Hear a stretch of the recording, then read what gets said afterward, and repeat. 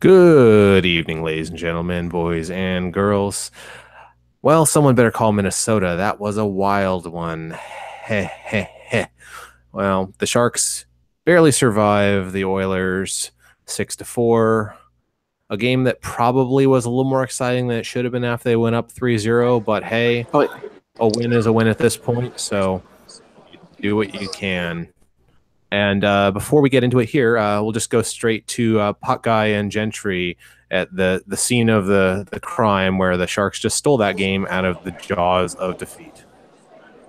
No kidding. What a night here at the Shark Tank. It was 3-0. They played like dog crap, but they somehow escaped with a uh, a 6-4 win. Gent, I mean, good news. Joachim Ryan, 2 goals, his first 2 goals in the NHL. Joe Pavelski on your fantasy team, 2 goals in there, but and 2 assists. and 2 assists, so 4-point night for Pavs. But Mention your fantasy teams one more time, I will boot you from the call. oh, shut up. But the thing, no, it's like I like the first period. I thought the Sharks. Here's the thing: it's like deja vu. The Sharks start off the game very well. They were dominate. They were dominant. They had everything going in their advantage, the breaks and stuff like that, and they looked nice defensively. And then all of a sudden, the second period comes around, and the Sharks get lazy because they have a 3-0 lead. And we've seen this team do that before in Edmonton with that speed, and they come back, and it's all of a sudden it's like, okay, this is a different game because it's tied.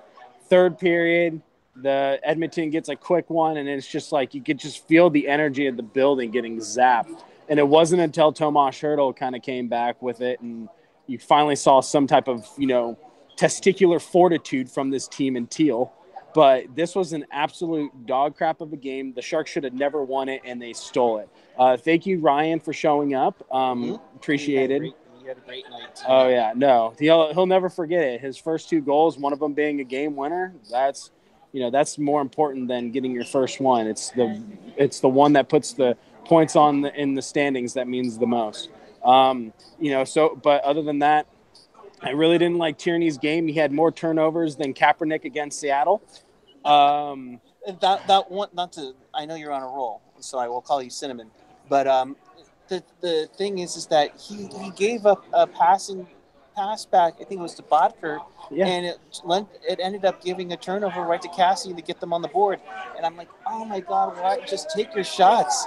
And I tweeted it out earlier, guys. It's like, if you're in the slot, take your shot. Yeah, I mean, because it ends up being a turnover and it gets Edmonton right back in this game instead of potentially being 4-0 in and another thing I didn't like, there was one shift in particular that led to the tying goal, was Joachim Ryan and Brent Burns are just standing on the side of Dell, and they're not covering Leon Draisaitl, and I thought that was piss poor defensive play.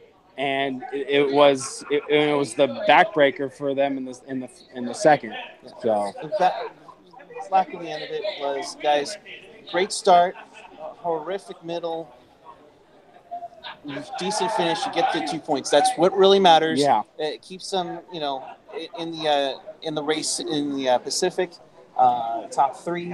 It's just going to be a crazy stretch, but we push that aside, get on the plane, and go to Disneyland. So, Alex, Chris, we'll send it back to you in the studios. Thanks, guys. As Jen Pex put it, our man on the street interview there, or person on the street, we need to be politically correct in the current year. All right, so for anyone who would like, yeah, no, his internet there is better than it is at home.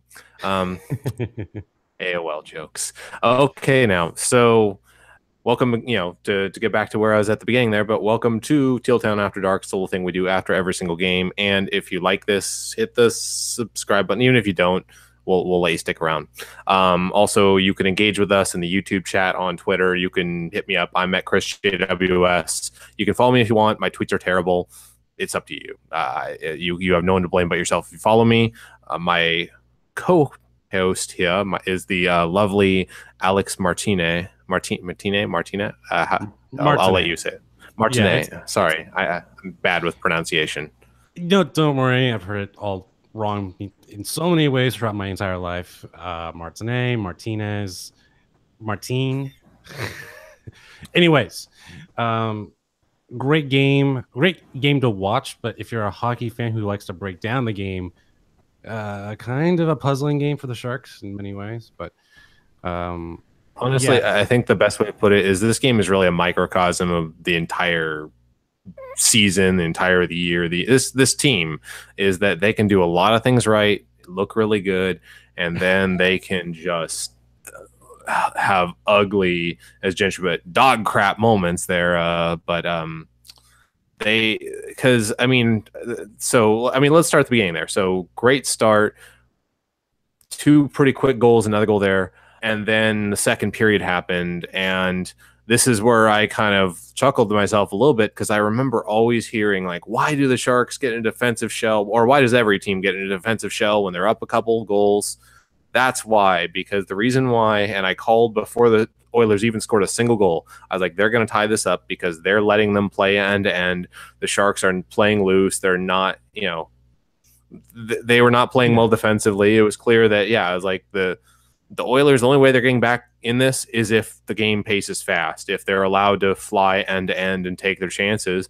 And sure enough, two Cassian breakaways in there, and another goal that was probably, I'd say they earned that one the hard way, but the Sharks let them, kind of kept them in the game by letting them play the way they wanted to. The Sharks can't run with the Oilers. They shouldn't have tried to run with the Oilers, but they did. Even for for Vegas Golden Knights, just to go a game back, I thought they played a great first period, but the turnovers in the second and third period is what cost them. At least, even though we gave up a 3-0 lead, they came back in the third period because they eliminated a lot of the turnovers.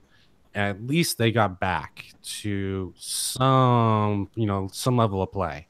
And I think, I'm probably not alone in saying this, but if Hurdle didn't score less than a minute later after after the Oilers got a 4-3 lead, it was at 18:30 in the opening frame, I could easily see us losing against the Oilers and, losing a season series against the Oilers probably would have pushed us out of the playoffs. And I don't want to keep on talking about the playoffs because I think it's still a little bit too early because we still have some room. What are you talking about? In this show, we've said if the season ended today, talking about a game in October. So, that's how we roll around here.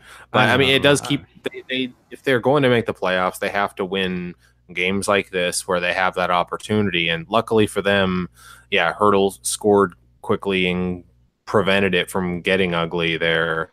And also, because I was really wondering, I was like, wow, are they really going to give up 4 straight and potentially lose a game they led 3-0 in? Yeah, because I think that if Montoya or Montana, was it Montana or Montana or who? Montoya. Hannah Montana. Anyways, if they had their actual starter goaltender, I can honestly see the Sharks losing tonight. And I'm glad the Sharks got 2 points. And frankly, we probably don't deserve 2 points the way we played the full 60 minutes. And I'm sure we'll get into the whole playoff talk about it because the trade deadline is coming up pretty soon. And we'll probably get into that a little bit later too. Oh, certainly we will.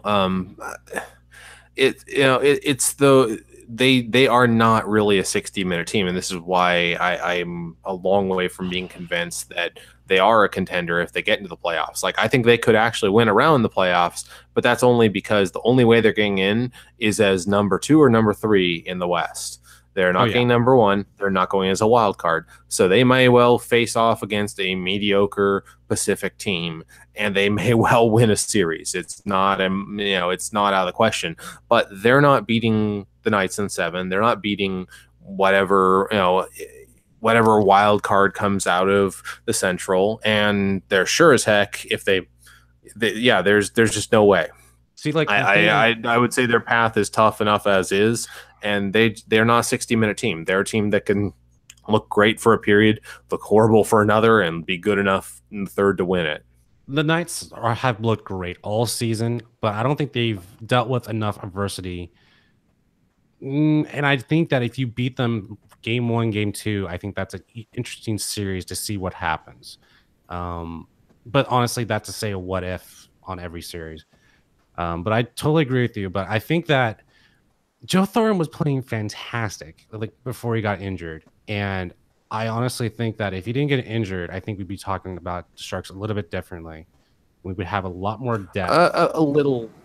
A little bit differently, but I don't think differently enough because Thornton, again, I think I would say they would have a decent chance of if they got in to win a series because I could definitely see them winning a first round series against someone in the West. That's definitely possible. It's just beyond that, I don't see a way right now. And they've shown they can skate with really good teams. It's that 60-minute thing though.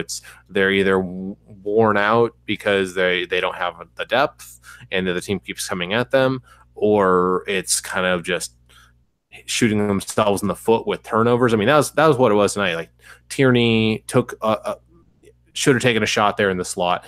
When you're up 3-0, take that shot. Don't try to get fancy there. At the very minimum, get pucks in deep. Like they were feeding and part of that was all bad defense, but part of it also the Oilers were down 3-0. They were having guys streaking up the ice literally at the hint of a turnover, which is what you have to do when you're down 3-0. But the Sharks didn't play well defensively against that, and they kept feeding that rush. Like if you aren't feeding that rush, that guy is running up there and he's not defending in his own zone, and you maybe have an opportunity, but you can't play this end-to-end game when you're up big unless that's your game. If that's your game, sure, but that's never been the Sharks game. That's not the Sharks game now, and it just definitely will not be anytime soon because they are not experienced enough, and they're getting younger now, just if only by attrition.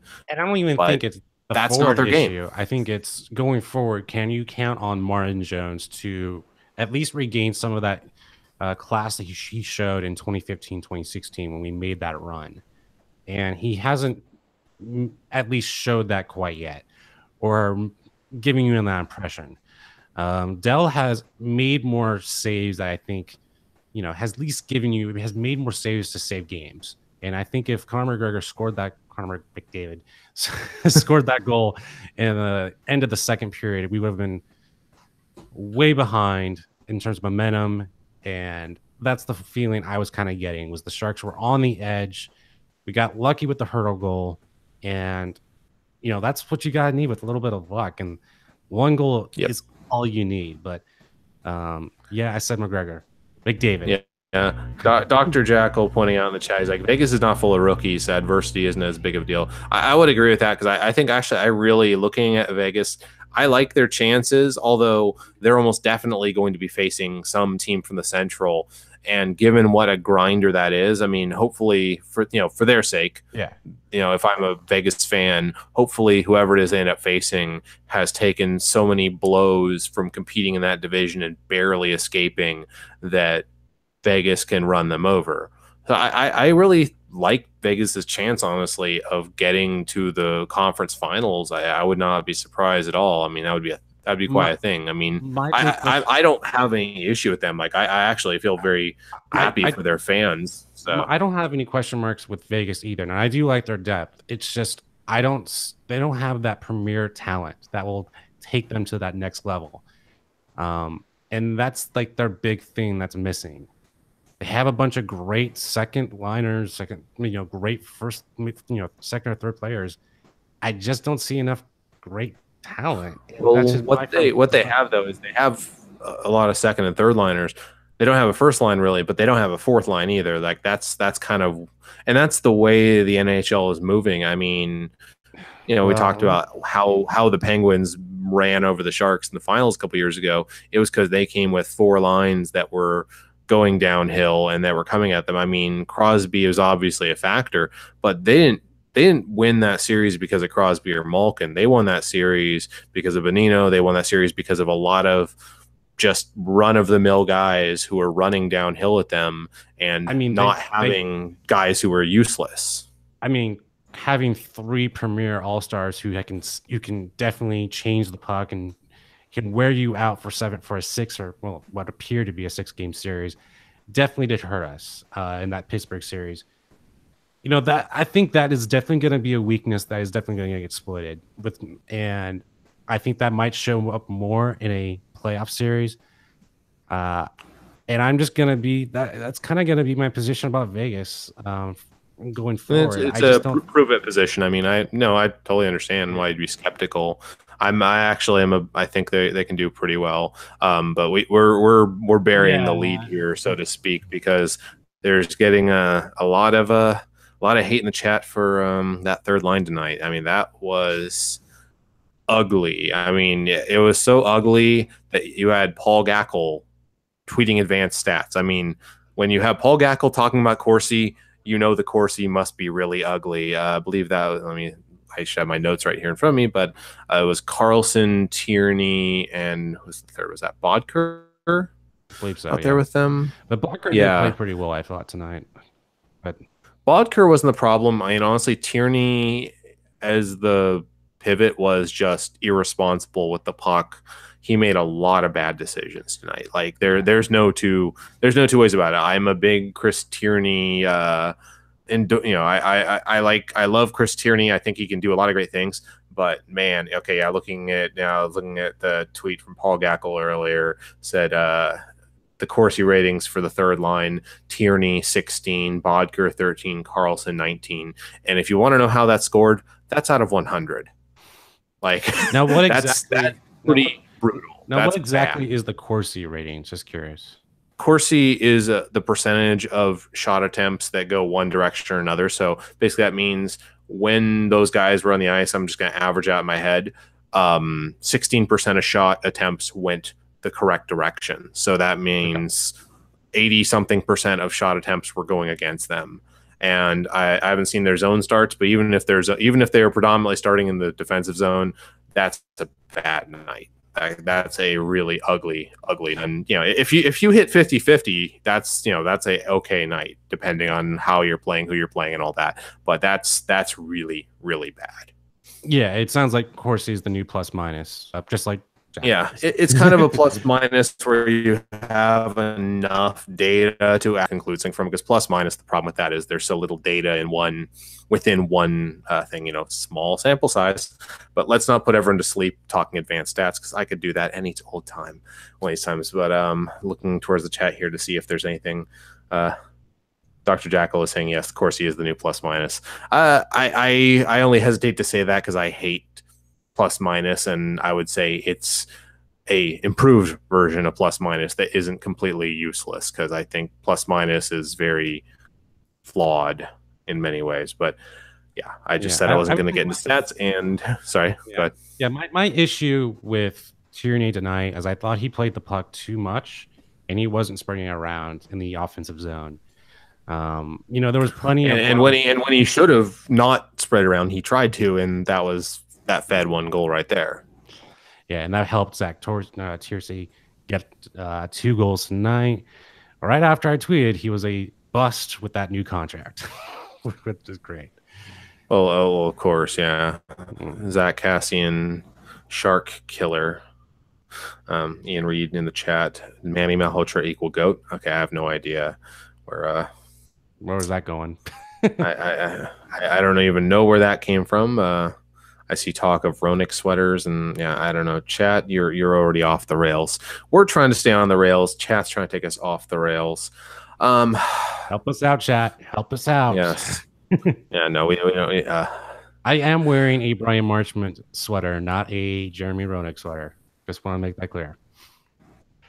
Oh yeah, didn't Malhotra also wear 27? I think so. Yeah, but yeah.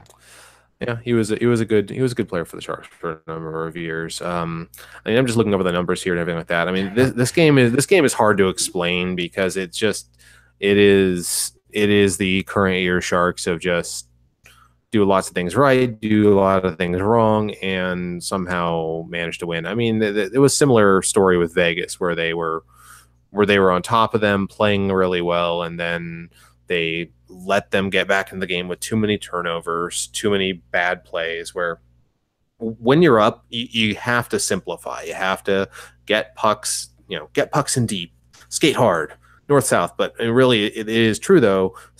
Don't try to get fancy, and that's what Tierney especially was guilty of tonight. And the Sharks don't have that margin for error. Like, they're not that good of a team where they can make up for making some stupid mistakes. Like, they've been that team before where they could make a dumb mistake and then they had enough firepower where they could come roaring back and take a game anyways. But they don't have that margin for error anymore. No, but I think this stretch where the rookies, you know, the unexperienced players in the Barracuda system that are coming up to the San Jose Sharks, I'm glad they're getting experience playing on the AHL. I'm glad Goodrow is actually getting some time. Even Ryan, I'm glad he got 2 goals tonight, especially the game winner. I thought that was a nice move he made, not shooting the puck right away and making a deke move. Apparently, it was Father's Night, so and his father was there, so that was a cool moment to see on TV. But you know, Ryan has been one of the best surprises of the season, pushing out Paul Martin. I guess I don't think he's been doing too well at Barracuda. You would have to talk to Ian, but you know, for the most part, I just think that Ryan has been. If you have to look at a surprise of the season, he's up there and probably the number 1 right now for me. Yeah, I think he's been very good. To avoid the inevitable talk about the drum, so Edmonton went 0 for 3 on their power play tonight. San Jose went 0 for 1. A very ugly power play, but it was their only one, and I can't complain too much because even on games they've had multiple power play goals, they've had an ugly power play, on one of their possessions where it wasn't a goal. So I'm not going to read too much into that, but they did manage to keep Edmonton off the scoreboard on the power play, which is a good thing. So that drum can wait for another time. What did you think about Dell tonight? Because he ended up with a 87% save percentage. I thought there were some of those I couldn't really blame him on. There's some I was not so happy with how he played. What was your take on Dell tonight? I thought he was decent. I thought I thought the transition goals he could have been a little bit more better on his angles. I thought the 5-hole from Zach Teresi, or is that Zach? Who's that player again? Zach Cassian. Zach Cassian, yeah. I thought he could have saved one of the 2 of them and maybe stopped the run in the second period. Dell, I think, has been a little bit more exposed since he's had more games under his belt. But you've had maybe 12, 13 games with Dell, and he's been fantastic this season. I still think there's an opportunity to trade him, and I think you should take it if draft picks are available. But then again, you see Montoya and he can't get that right-hand glove, and that was a momentum killer for Edmonton. And I think that's enough reason to keep him around if the Sharks are really going to make a playoff run. So I think the Sharks are probably just going to stick with Dell and not re-sign him in the offseason.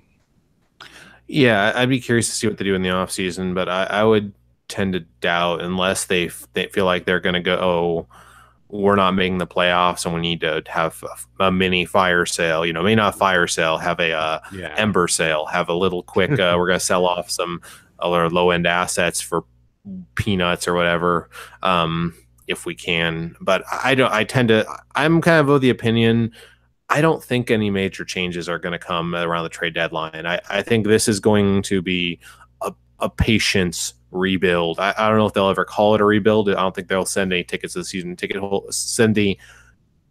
any letters to season ticket holders, all of the Rangers. But I think that there's rebuilding that has to be done here, and rash moves, unless they really pay off well, get a good return, I don't think they should be made. I tend to think they will not be made.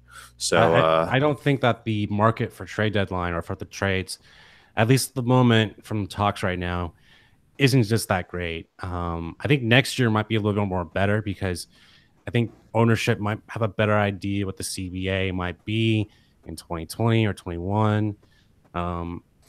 You mean I after think the there's inevitable lockout first? I mean, we have to have our lockout. We can't not have a lockout. I think if teams That'd think be there's like going to eating be dinner without an appetizer. I mean, come on yeah, now. but if teams think there's going to be a 6 month or 3 month lockout, and if they really think that's going to be a year long lockout, I think there's going to be a lot of teams next year that are going to trade serious draft picks for 1 year, 2 year contracts.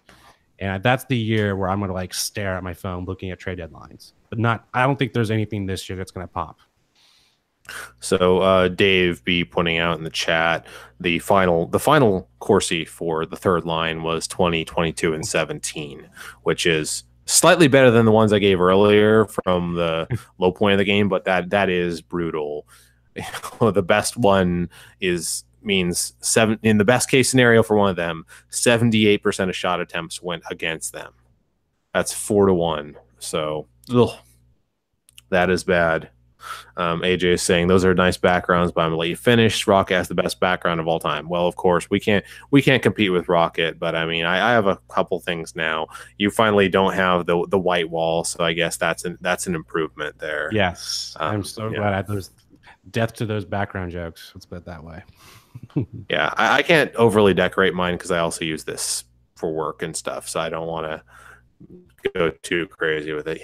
Has to be slightly professional, I guess, but enough about that. Rock is saying all your Corsies are. I want all your Corsies are belong to us shirt. There you go. And yes, Mike Nevis, that is Stitch wearing a Sharks beanie and a race medal. Because I wanted to. It's okay. McDavid was 26% Corsi tonight. Oh, 36%. Okay. Look, Jesus. So yeah, we went over we hit our limit for the night. I'm just looking at the various numbers here, trying to see what other interesting things popped out. But what did AJ do? He's like a higher classic criminal. Okay, yeah, the criminal holding you hostage is finally invested in some paint. So they're like he could only buy the primer before. Now he's got something better. So I'm just looking at the shifts here. Trying to see if doesn't look like they really, oddly enough, did not look like they punished. Normally when a player has a bad game, like you usually see in the third period, when there is a player or players with a bad game, they will tend to not give them as many shifts. My guess is it's because I believe our next game is tomorrow night, not even a 24-hour turnaround, so that probably kept DeBoer from dishing out some shift justice, so to speak, on because I see Carlson played 9 shifts in the third. Bodker played 6 shifts. I mean, Yannick Hansen played less than Tierney did, which is kind of surprising. But Tierney played 9 shifts as well. So I assume he's saving their energy for tomorrow because they have a 5 o'clock puck drop, so it's a fast turnaround. So it's good that they got. It's good that they got the win tonight because that's going to be a tough one tomorrow night. Who do they play tomorrow? Is that looking at it's Anaheim tomorrow, and that's the other thing is Anaheim's always going to be heavy on the body, so they're actually playing down near me. So I don't know, maybe I know I'm not going to have time to drive up there because that's a 2-hour drive, but one of these times I'll have to catch them at Anaheim. But luckily that's a short flight, so they're not going to have to worry about it. I still think Anaheim's a great team, but I think they blew their chance to make a run at the very end. I still think they're one of the best, lines. I just think they can't. They're running out of runway to make it to a wild card Pacific because they're just now 5. They're only 2 points back, but just not enough time. They're running out. They're just not there at the moment. So Mike Nevis asking what's in the yellow can. Well, it's actually a green can. It's some Hop Slam from Bell's in Michigan. So that was earlier. It's all out. There's no more. I will say though, I think Hansen's place in the lineup is probably saved because of Ward and his shoulder injury, which we don't know how long he's going to be out for, but it sounds like it's going to be out for a month. I would say that's probably a rough. Just judging by the reactions going on, but and Hansen tonight wasn't too bad actually. He wasn't great, but he was definitely. I mean, again, this is the low bar we set for certain players. There's too many players we set a very low bar for. Like, can you just not suck? That'd be great. And I know, Hansen's one of them. and I do know that Ward is listed as day to day, but that can be honestly like that is from the team or organization. They're trying to just leave it out there. But Ward is how old? He's what, 35, 36? He's a old veteran player. Ancient in NHL terms. And apparently he injured the same shoulder that required surgery. I'm expecting the Sharks to rest him for a long time because that's my feeling that the Sharks are going to do. And Hansen has played decently for the time he's been playing. And he has all the skills. The problem with Hansen, he's not a great shooter, and the Sharks need more offense than defense.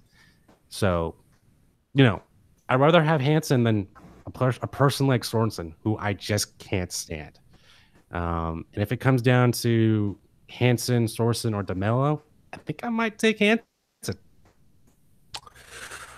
Yeah, I mean, unfortunately, there's a lot of players who are just not that good, and that's what I'm saying is they aren't very deep. Like that, when they can play well for a while, but eventually the lack of depth is going to catch up to them. So let's touch on standings here real quick. Let's see if this will let me actually share my screen or not. I'll give it a try here. All right, there we go. We can look at the standings right there. So. Right now, Vegas stays on top of the Pacific to no one's surprise, 76 points. San Jose is 10 points back of them, but just lost the other day, so not looking good in that season series so far. LA is 1 point back of the Sharks now. Then beyond that, you have Calgary nipping on San Jose's heel, 2 points back. Anaheim also 2 points back. And then Edmonton, yeah, they're probably not going to be in it anytime soon. And then, of course, we aren't even talking about the wild card spot. Because you look at the wild card spots right there, Minnesota has the same number of points as San Jose has there. So that's realistically just not going to happen.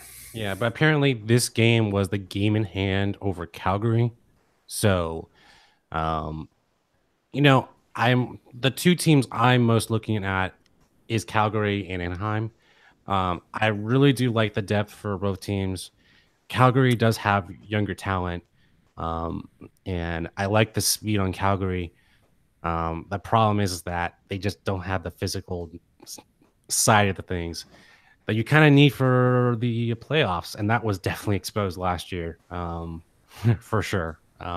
The Sharks can play with them. They can play with the fast teams, but it's once you get a lead, the Sharks have to slow the pace down. Unlike, just tonight is a perfect example of not doing that because they can't play 60 minutes of fast hockey. Like if they can get a lead early and force the pace and force them to play, to borrow a basketball term, a half court game. Don't let them get speed to the neutral zone. Force them to get the puck in, chip it in, grind, retrieve, do all that. They can beat any of those teams. It's just I don't know, like that consistency. I think the Sharks can play a 60-minute game, and they showed that, but I just don't think you can. They showed they could play 60 minutes with Joe Thornton, and I think they're still working out the kinks without their star player, their captain. I'm gonna honestly say Joe Thornton was the leader this season, on and off the ice. Unlike Joe Pavelski, who I think was losing his role as the team captain. And that's I've long maintained the captain, the C, is more symbolic than it is. I mean, the thing I said years ago when we didn't have a captain, I said the players know who the hell the leaders are. They don't need. I mean, it's more of an honor, or it's a way of kind of like pat on the back, and it means something to it's kind of more of a handshake, that type of thing. It's the players know who the leaders are, and hence why. I don't think many players think Ovechkin's a leader, even though he wears the C. But this is true in many contexts, as sports go. Players know who the leaders are, and while Thornton didn't wear the C, I guarantee you he has a whole hell of a lot of respect in the locker room, as does Pavelski. Yeah. But I think a lot of people know that the simple fact is Thornton is a future Hall of Famer, and Pavelski is a very good player who had the great fortune of playing several years on the wing of a few, the best passer of his generation. Like, he took Pavelski from being a 20 to 30 goal scorer per year type of guy and not turned just him into a that. guy who would score 40 in a year. And I mean, he worked his magic on Jonathan Chichu. It's not the disrespect to Pavelski to say that. It's just the simple fact. Thornton not even is just a great that. player. Not even just that. I mean, like, Pavelski was a 7th-round pick, and he's had the longevity of a 8 or 9 year career as a San Jose Shark. I don't know how long he's going to be a San Jose Shark. It seems like it's honestly dwindling at the moment. I don't think he's going to be a lifelonger San Jose Shark. I honestly hope that might be the case, but that era, it definitely seems like it's fading in all professional sports. But having a 10-year run with the best assist leader in that decade is rare, and he was gifted with something that very few players have ever had in their career. Something I think Jonathan Chichu would have had if he didn't have his injury history, after the lockout and everything else. Yeah, it's gonna be a tough couple of years. I said this to you off air, but I mean, part of this is this is the slow acceptance we're having to do as fans, that it's going to be a few years before this team is really a contender again, if that. Because we're experiencing the beginning of life without Thornton. Because maybe he's back next year on another 1 year, a bunch of money that doesn't really matter because it's not my money, and they're probably not going to spend it on anything else anyways, kind of deal. But Yeah. Even Pavelski is going to probably be phased out, because I mean, he's definitely looking slower, and it's even in NHL years, he's getting a little on the older side. He's not Thornton or Marlowe. Like, no disrespect to him, he's not those guys who managed to be really good late into their 30s. Like, he's in his early 30s, and that's when most forwards start to slow down. I mean, I don't think there's been like a Pavelski effect. I do want to point out he had 4 points tonight. So yeah, he will definitely have his good games. And again, we're not trying to disrespect him or say he sucks or something now. It's just knowing that the transition is beginning of truly to life beyond Thornton, Pavelski, and Marlowe. And I would say definitely, we're already in the post-Marlowe era, but we're already seeing life without Thornton, looks like, and we're seeing Pavelski kind of fade away. He's going to have his good game still, but it's gonna take guys like Hurdle. It's going to take guys like that. It's going to take some good draft picks, which we're not holding my breath on that one, Doug. But if you would have gone through like the Sharks captains, I'm talking about like the top captains. I'm not talking about like the 1 year captains. Like, no one, I think, made Marlowe better. Thorin made the rest of the team better. But could you really say that about Pavelski and his first line, or the line he was on? Like, could you really say that? Did Pavelski make Couture better, or was that Couture's talent? Because I think Couture was a supreme talent that first 3 or 4 years. Maybe that was a combo between Joe, Marlowe, and Pavelski, but I think the three of them groomed Couture, and I think he's definitely the next one in line to be the next captain. But I don't want to write, the obituary for Pavelski. I don't want to do that yet. I think, we're not burying him just yet. I think, though, in many ways, that one of the things we are seeing this year is it is very much becoming Couture's team, because he's probably been game over game, probably the single most consistent player, aside from like maybe Vlasic and a few kind of guys who do it more quietly. But in terms of guy who scores, a guy who plays at both ends, I think we're seeing a bit of that transition towards it being Couture's team. Burns is going to be the face of the franchise for the foreseeable future, because he's got that crazy look in the beard and the teeth. I mean, he's got teeth that are more messed up than Couture, so he wins that fight. Anyways, it's probably time we put a little bow on this one. I don't think there's much to learn from this game, other than it's just kind of reinforces what we already know about the Sharks. They can do good things, they can do bad things. They're probably not a serious contender this year. I think they are a solid contender, but the problem is that I'm just not too sure about Martin Jones, and that is the big question at the moment. And as Randy Hahn said on the broadcast, the expectation or the number right now is 98 points to get into the playoffs, and the Sharks are projected to get 96. So if the Sharks lost to the Oilers, this could have been one of those games where you look back and say, "Hey, we lost the series against the Oilers, a team that's below 500, team that's failing, that is probably going to lose its coach and GM." Yeah, these are the games that you have to win.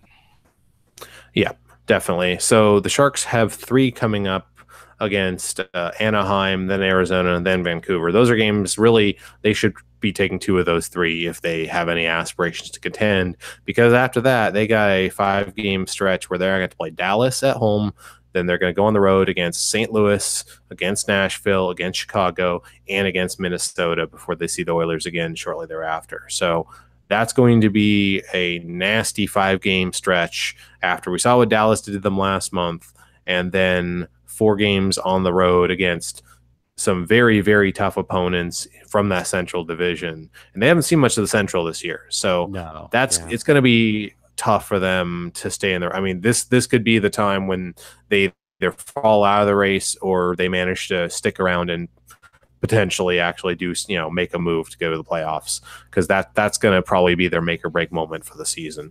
That or late in March when they have to play Chicago, St. Louis, and Nashville again at the end of the month. But the good news is that if they get through February with a 70% win percentage, they're practically done for their road record. Like, they can honestly, go on a road and, it's basically home stretch. And even though they're playing the Central, tougher opponents, it's at home. And so there is this home, belief that, like, I think that if they come home with a winning record, they're only maybe 1 or 2 points out of the playoffs, they can get a home stretch record, play some right defense, right offense. I think there's some hope in the tunnel if they have a winning record. Of course, they're in the playoffs still, but there's a lot of hope there. But I think it's going to depend a lot about what the Sharks do in the trade deadline, and I don't think they're going to do much because there's a lot of question marks about the CBA in 2020. Yep, for sure. So, I guess one other note from this game: someone, Mom and Janny, posted a picture of Drew Remenda looking at longingly at our good friend Shark Voice. I did really like that picture. That was pretty funny. But Drew is looking lovingly like, remember our times before I left you, Oilers. Remember that? And according to Mike Nevis in the chat, I guess he was on the radio at second intermission, I think is what he said. So, I don't know if they post those radio clips or not. I assume they probably do on KFox or something, but that's probably worth a listen to. I was hoping maybe they would have him on TV at some point, but I just tend to think that probably will never happen. So, yeah. Hashtag bring back Drew, but also hashtag beating a dead horse. There's a great interview on Puck Daddy about like a week after he was fired or let go, one of the two. And I think there was just a mutual separation between owner and management and Drew Remenda. And, I like Drew Remenda, but I think he wore out his welcome here in San Jose. And I think, sorry, Oilers fans, but you're eventually going to have the same thing happen to you. Well, no, they were ready to kick him out a long time ago. Like, if you saw my interview with Trent Potrats last year, they can't stand Drew. They hate Drew because he says nice things about the other team sometimes. And oh gosh, you can't be having that. And Gen X saying in the chat, haha, not mutual. I'll agree with that, but I won't say why because, well, yeah, it's something I shouldn't say in public.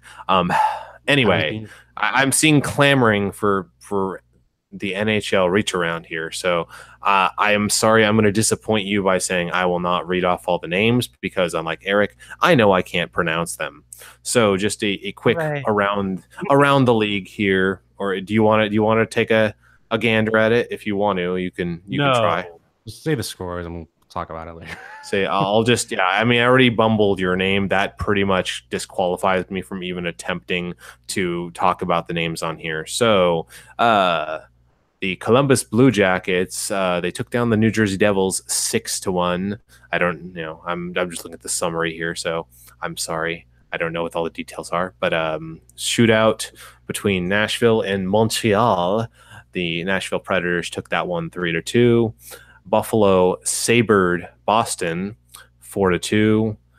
Toronto Maple Leafed the Senators 6-3. LA lost to Tampa Bay. Yay. 4-3. Colorado and Carolina. Carolina took that one 3-1. And Minnesota shut out Chicago 3-0. Also had a shootout, Philadelphia versus Arizona 4-3. And then, of course, the one we just all witnessed, San Jose beating Edmonton 6-4. So there's your reach around, guys. So that means that the Sharks are up +2 on the Kings now, or did we flip flop? I believe they are up 2. Let me see what it. Yeah. Look back over here. No, they're up 1 point right now. So both have played 55 games. Sharks have 66 points. Kings have 65 points. So it was good. It's a good thing LA lost, but still they're right nipping on their heels, and so is Anaheim, so is Calgary. So it's not over anytime soon. It'll probably be an exciting race to the end unless someone drops out early.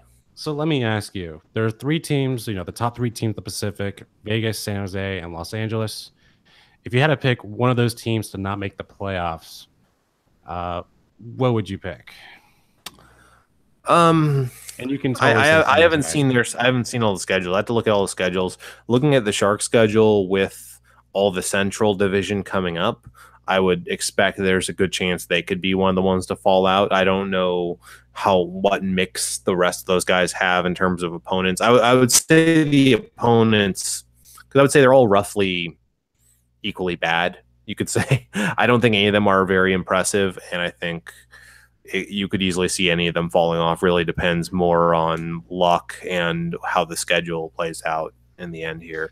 Gen X complimenting that I pronounce Arizona correctly. Yes, thank you, you smart ass. I mean, I'm the same way too. I think that San Jose is probably going to be the odd man out in terms of the top 3. I do like Los Angeles just because I think Jonathan Quick is kind of recovered from last year. He hardly played last year, but yeah, I'm just worried about Calgary and Anaheim. It looks like Chicago is going to be a seller at the trade deadline.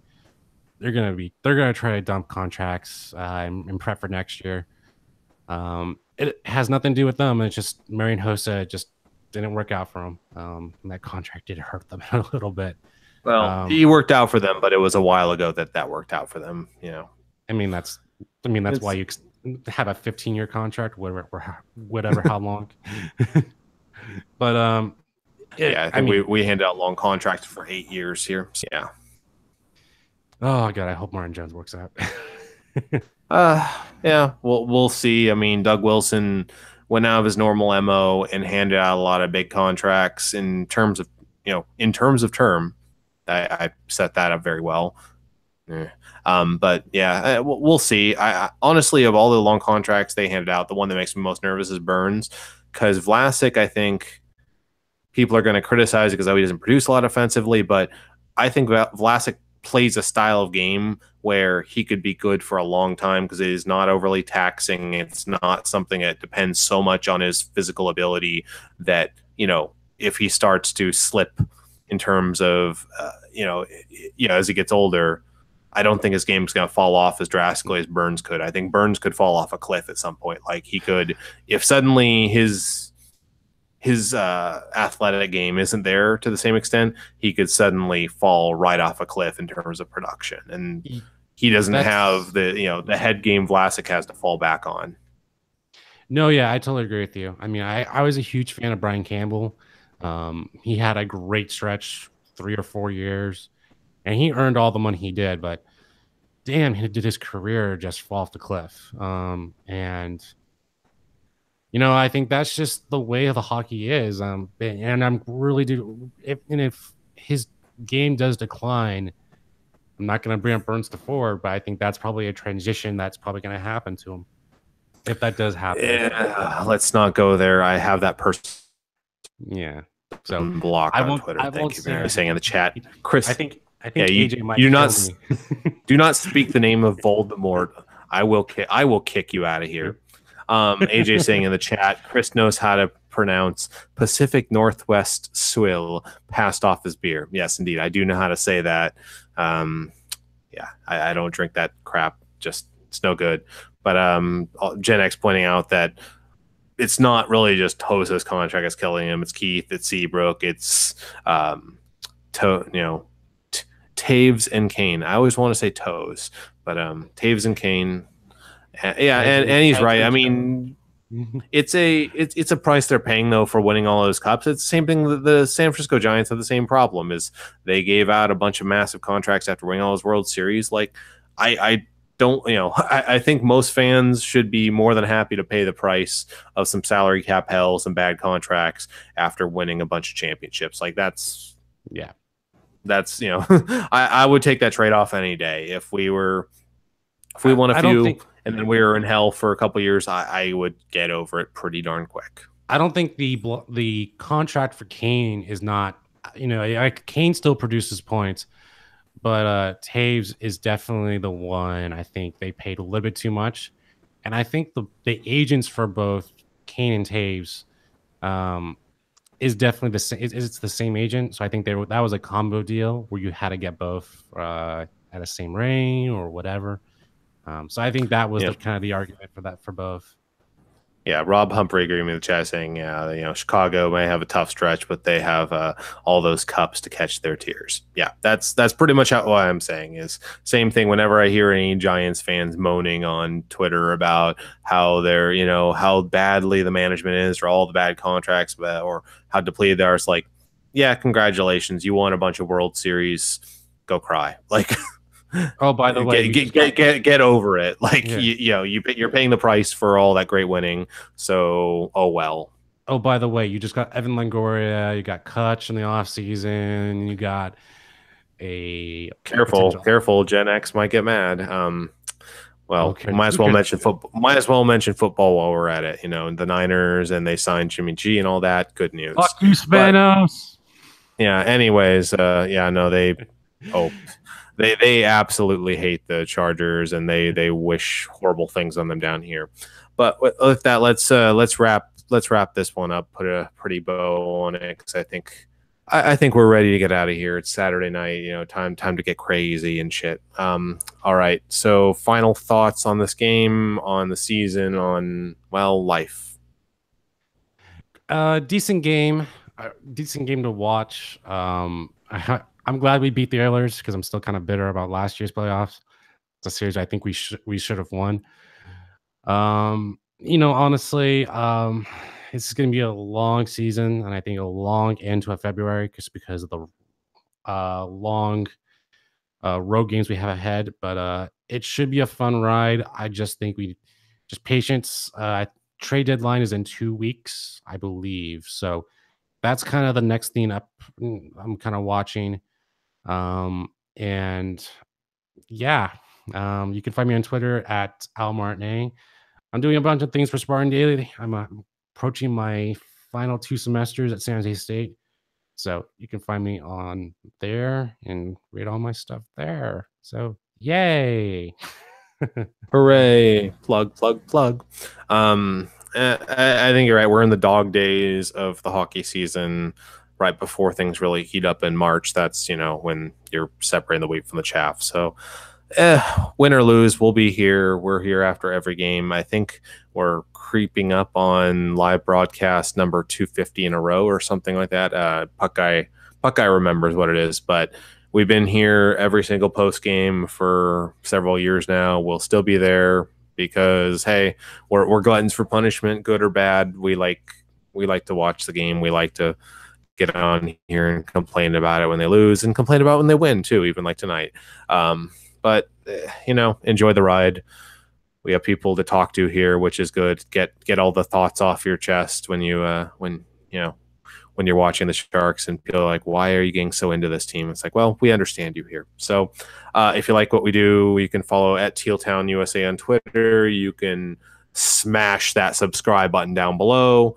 You can also check us out on SoundCloud, Stitcher, Google Play, all that wonderful stuff. There's also the Pucknologist on our SoundCloud as well. That's our audio-only weekly podcast featuring Mr. AJ Strong. You can follow me on Twitter at ChrisJWS. Follow at your own risk. And I think that's everything. That's all the business. I would plug Audible too, but we're already rich. We don't need that money. With that, everyone have cents. Yeah, exactly. With that, the Sharks managed to win 6-4 over the Oilers tonight in an exciting game at SAP Center. Everyone have a good night. Be safe. We'll see you on the next one.